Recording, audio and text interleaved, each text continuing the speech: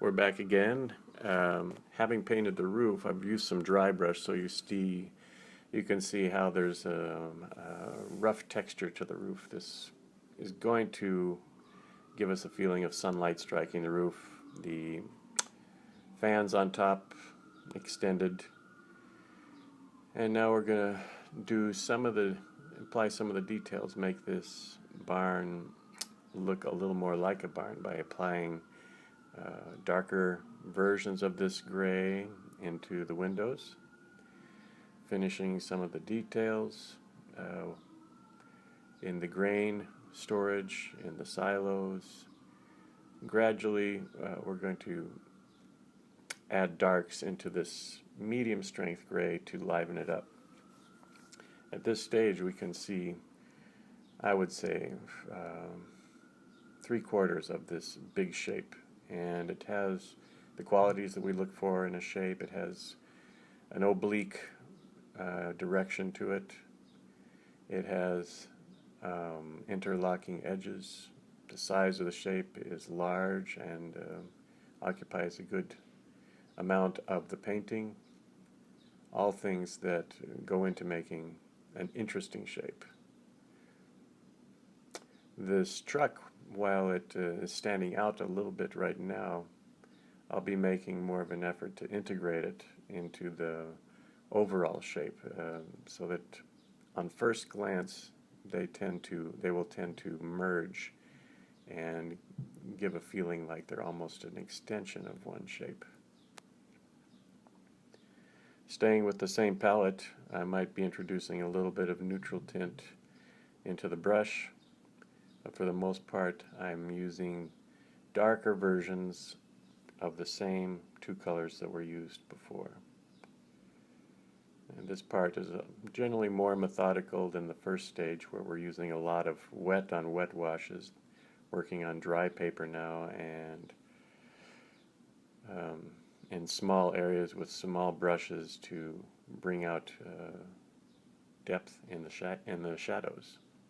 That's one thing that made this subject for me a little easier, was that it was all backlit. In other words, I was seeing primarily shadows, and that contributed to the oneness of the shape. The shape looked joined from the very beginning because it was backlit. This is a lighting condition that many artists prefer for that reason.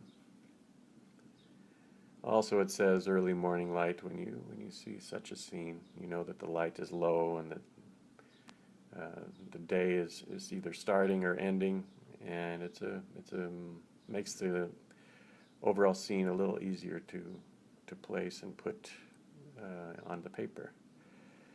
Okay, this is a shadow that's being cast by a large tree to the right, a large maple, and yes, it's a shadow, but for the sake of the painting, we consider it a shape also. It's going to have broken areas, but the tonality, the darkness of the shape, you see already how it's beginning to merge with the truck, almost an extension of the truck, which becomes an extension of the barn.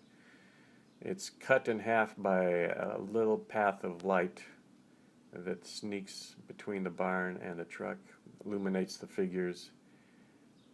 It appeared this way, but I'm exaggerating that quality a little bit. I'm trying to forge a connection between all these smaller shapes, and the passage of light through the middle is like the director would use a stage light on the stage. It's almost like a spotlight highlighting the center of interest, which is our characters.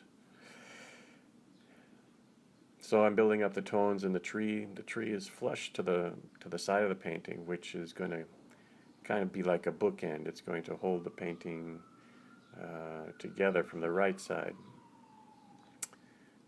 Filling up the foliage, trying to keep my strokes random and lively. At this point, I don't want to get into painting individual leaves until I come to the very edge of the branches, in which case I'll add some tiny leaves that hopefully give an artistic finish to this tree. In the middle of the tree, in the bulk of the leaves, I'm trying to be more expressive with the brushwork and not rely on individual leaves. Looking very much at the shapes left in between things, the negative shapes as they're called. They let the sky come through the tree. They let parts of the barn, the roof, come through the tree. I'm kind of framing this fan right now, but probably I'll end up hiding a good portion of that, all to gain a little more interest in the lower section. If I find that the upper section is starting to stand out, well, yes, I did cover up most of that fan. Here's the final piece with a lot of detail added, but the basic components are the same. There's you can see how the grays contribute to the painting through the barn. Also how the darkness of these grays and the darkness of the truck highlight the upper parts of our figures. The bright light moves through the scene from the side of the tree all the way in front of the truck, through the figures, and to the bright road that's behind them. I contemplated adjusting the edge of the shadow or the tone of the road to, again, maybe bring more interest to the figures, but decided against it. I think this is good enough for now, and we'll leave it like this. I don't know what they're doing. It looks like they're having a little discussion about who's going to carry the hay today. I think one is pointing at the other. I kind of like that, the story that the figures form. That's why I often put, these kinds of moments in my painting. It's taken from real life, but I find that they bring a sort of fun to the painting. Anyway, can you still see the big shape? Yes, you can. The big shape is still there. It's been augmented with a lot of little details, but the foundation of the painting is that big shape, and we took some liberties in designing it, and I think we have a stronger piece as a result.